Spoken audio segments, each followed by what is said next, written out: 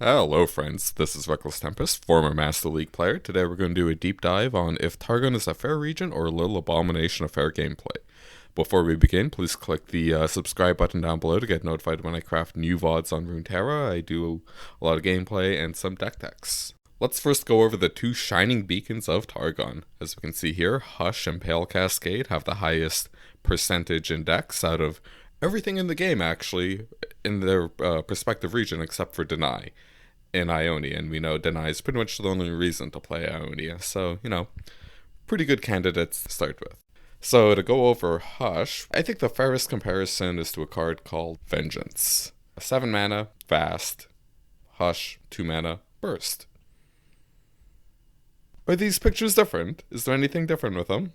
Pam doesn't think so. Pam thinks there's no frickin' difference. And you know what? I agree with Pam.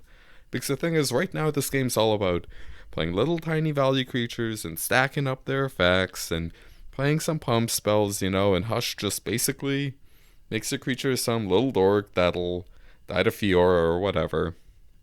So yeah, it's basically removal.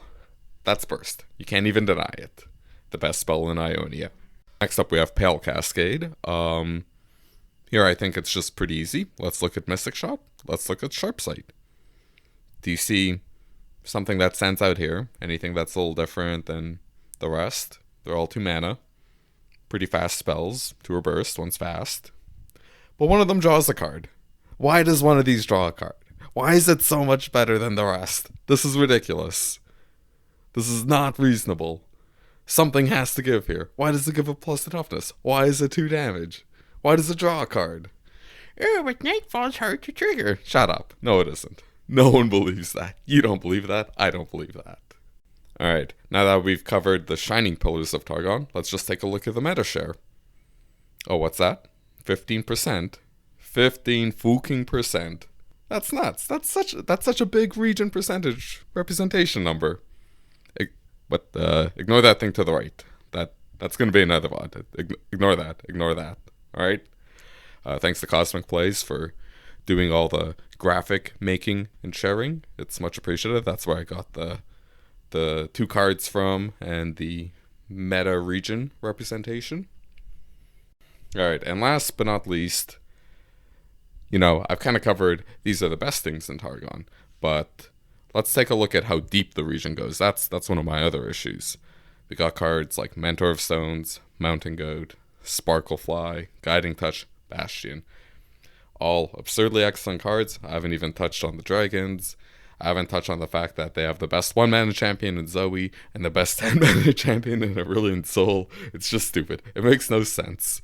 Like Noxus, that region, it's pretty good, right? It's 16% in the metagame. But you know what? That's mostly because the region has 3 good cards. And after that, the power level plummets into the Marianas Trench. Targon, though? Targon's like the event horizon. It just keeps fucking going. That power level just goes indefinitely.